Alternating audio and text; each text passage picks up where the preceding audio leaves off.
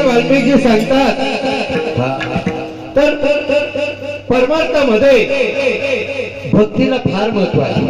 ज्ञान किती जरी झालो, ज्ञान एखाद्या वेळेस जीवाला विष बनू शकतं महाराज, ज्ञान एखाद्या वेळेस जीवाला विष बनू शकतं, पण भक्ती मात्र या पाठामध्ये पोहता येत नसेल तर बुडण्याची दाट शक्यता आहे।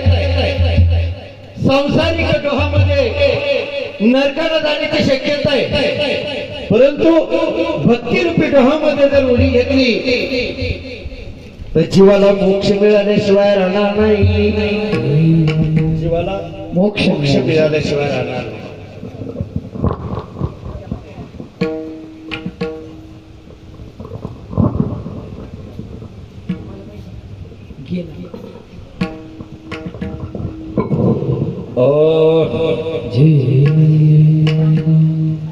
असो आता श्रृंग ऋषी कधी येतील ते तापसी, तो अकस्मात त्या समयाशी रंबा उर्वशी पातजा।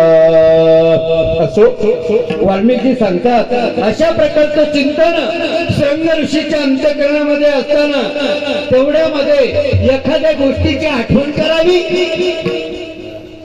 एखाद्या गोष्टीची आपण आठवण करावी आणि तीच गोष्ट आपल्या समोर यावी, तीच गोष्ट आपल्या समोर यावी। त्याच पद्धतीनं श्रृंग ऋषीने मात्र आठवण केलेली आणि त्या उर्वशी मात्र त्या जंगलामध्ये आलेले आहेत।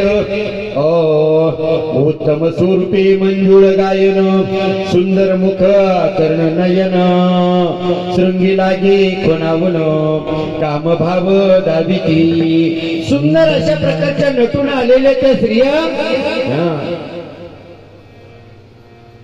डोळ्यानं मात्र